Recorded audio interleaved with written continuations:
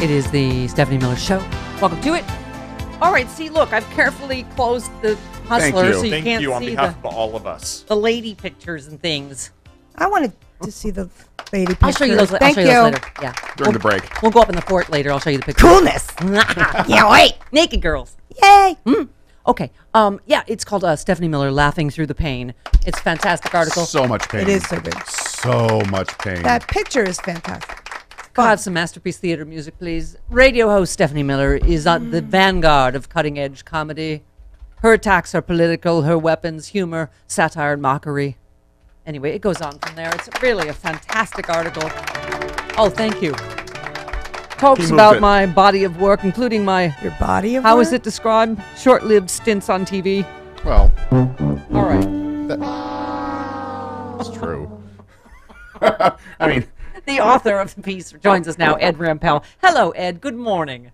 Well, since you're referencing Shakespeare at Britain, let's remind everybody tomorrow is the Ides of March. That's right. I know. I'm hoping it's Mueller time, aren't you? I'm hoping this means indictments. Well, my favorite line in your whole interview is, well, job one for me would be getting the traitorous lunatic away from the nuclear code. Thank you, sir. Thank you. No, Ed, you seriously, we want to thank you. You did a great job. Everybody's raving about the piece. I'll have you know, Martin Sheen's wife, Janet, wrote and said, I'm buying Hustler for the first time in my life.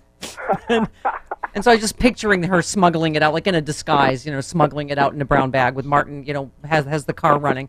But wrapped. Yeah. Oh, buying Yes. for But the she first also time. is, she said she is, I can't remember the exact, she's tangentially somehow related to Larry Flint. And she said, we are not ashamed of it. He is an advocate for free speech and good for you, and we're proud.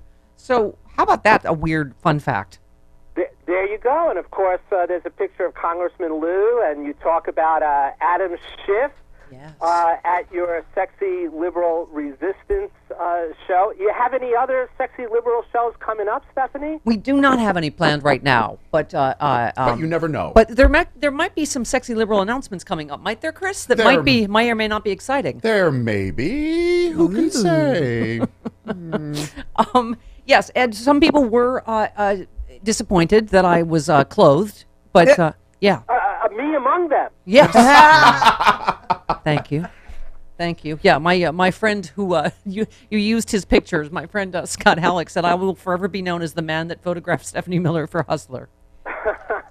Well, the pictures work really well. It's a great 6-page spread. Thanks for being so generous with your time. You're But welcome. I am just a mere mirror refracting your hilarious greatness. I knew I liked you instantly, Ed. I love the way you ended it. Is you asked me, is there anything else you'd like to add? And I said only that I am clearly the most important radio show in the world, and you cannot miss a second of it on any given day. And then I said, has any of the Trump narcissism and bluster rubbed off on you by any chance? Yes, and I said yes, I would give myself an A+. There we go. So you see that he is having a positive effect on the American public discourse. We are in the age of Trump. Do you think that you will ever be able to publish pictures of his little, his portobello penis, as Stormy Daniels describes it? Well, I mean, if right above the fold on the May issue of Hustler, where your headline on the cover, Yes. It's out now. It's the May issue, but it's out now. It says, long story short, how to measure your portobello mushroom. It really does sound disgusting, doesn't it, the way Stormy Daniels describes it? And she said it was the most uneventful 90 seconds of her life. Yeah. And it's really interesting because I don't think anybody's gotten into this, but I think there was kind of a sexual harassment type of an angle between her and Trump because she did what she did out of expectation of being rewarded, probably with a spot on The Apprentice. Yeah. And nobody's really talking about that, but I think that is a dimension of the whole Stormy dilemma. Yeah, I can't imagine anyone actually wants to see Donald Trump's penis. I mean, there's got to be something else in it for them, I would imagine. Ed, this is a fantastic piece. We have it up. How do people get it? Do you have, if they don't want to buy the magazine, we have it up right on our Facebook page, and we've tweeted a link to it. Yes.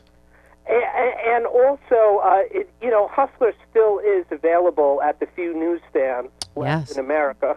Yes. I'm going to have to bring this to my 96-year-old Republican mother, because she doesn't have a computer and she won't be able to read it. So I'm going to have to, somehow disguise the rest of the pictures, Ed.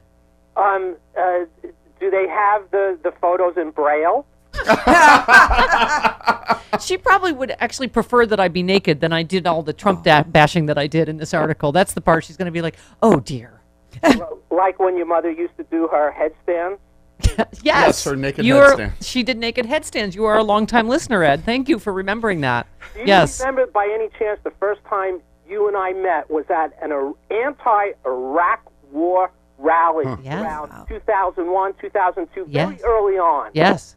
That's the first time we met, and it's been great covering you over the years. Thank you, Ed. Although putting you in Hustler, you could say I'm uncovering you. Yes, this is the second time, right? You did the first 10 article. Years ago. Yes, 10 years ago. Yeah. Yeah, and you just keep getting funnier. I think that you have become. When I saw you at the Saban Theater before the midterms. Yeah. I thought that you were the funniest that I ever saw you. Of course, you were in great company with Margaret Cho and Rob Reiner, and those congressmen and Fugelsang, et cetera. You were in great company, but you were like really, really animated. You were like all over the stage. Yes. And I know a lot of your fans just get to hear you on radio, but if you ever get a chance to see Stephanie perform live, you get the full Monty. Yeah, I am. I'm springy. I'm springy for a woman of my age. Yeah, listen. I just want to mention, because you're such a huge free speech advocate, that on April 2nd, I'm moderating a panel about the Hollywood blacklist exiles who fled to Mexico during the McCarthy era, the House On-American Activities Committee era in the 1950s. And it's going to take place April 2nd at the San Francisco Art Institute, and it's also part of a film festival of movies by blacklisted filmmakers, including the great Spaniard Luis Buñuel. Well, listen. If anybody is listening in San Francisco, or make it then April 1st and April 2nd. Okay. No, and you know what? In the age of Trump, Ed, very quite seriously, these issues are more important than ever, with him, calling the press the enemy of the people every day, and just it is really getting scary. And God bless Larry Flint, because he always has been out there for the right of free speech, hasn't he? That's often true, and of course Larry defeated Reverend Jerry Falwell in the courts. Yeah. Which there was that great movie with Woody Harrelson versus Larry Flint. So Flint has been in the barricades in terms of certain forms of free speech. And in the 1950s, it was the filmmakers they came after. Today it's the news people. Yeah. But it's also, to me, in addition to news media, it's people like you, comedians like Mona Shaikh, John Fugelsang, and others. Stephen Colbert, man, his show really eviscerated. Yeah, well, we talked about that comedians are right. We have to be on the front lines of the resistance, because we're it's the way you take your power back, like we talked about, is not, and show you're not afraid. I was going to say, isn't it interesting that you brought that up? That Larry Flint was one of the first people to call out the hypocrisy of the religious right way back with Jerry Falwell, right? That's right. Exactly. And I remember my dad's running mate said every good Christian ought to kick Jerry Falwell right in the ass. And isn't it interesting, Ed, that they've gotten even worse, right? If it's possible, the Franklin Grahams of the world, they are disgusting. These all God-made, Trump president, and they're pretending Donald Trump is some sort of good Christian in any way. Yeah, well, there's one type of Christian that I could see Donald Trump being. It's the end times Jesus of the book of Revelation coming back to destroy the world. Yeah. But otherwise, you just, I'm no biblical theologian, and I don't play one on TV. Yes. But you just wonder, what is their concept of Jesus? Yeah. What do they think Christ and his message was all about? Yeah. He is more like the Antichrist. You're right. Maybe it is an end times thing. I don't know.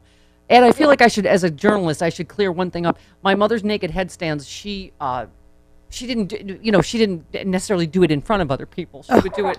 It was her yoga.